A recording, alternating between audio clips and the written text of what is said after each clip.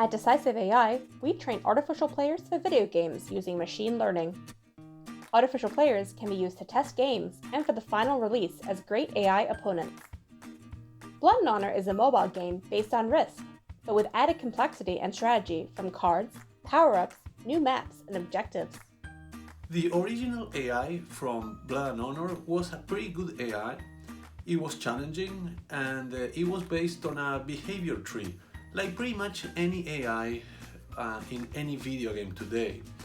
And it was an AI that players enjoy playing against until they learned how to beat it, and then they would start losing interest. And that is a common problem with AIs that cannot learn, they are static because they are based on a decision tree.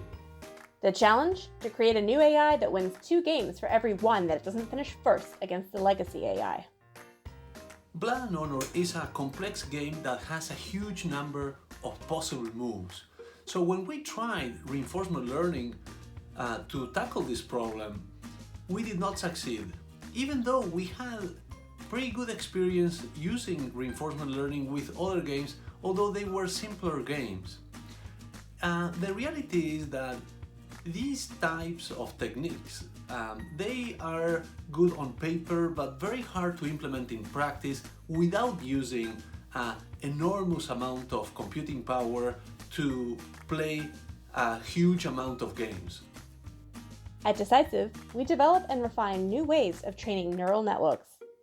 Instead of trying to learn from every move, we fully analyze a position of the game and feed the results to the neural network many times.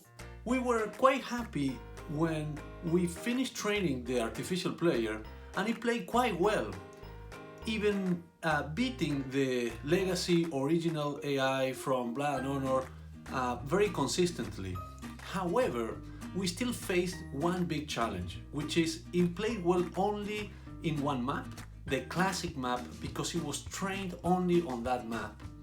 And Sandstorm Interactive required that the artificial player played in all maps. These are 7 maps, and even more, it had to play any new map without having to go through another round of training.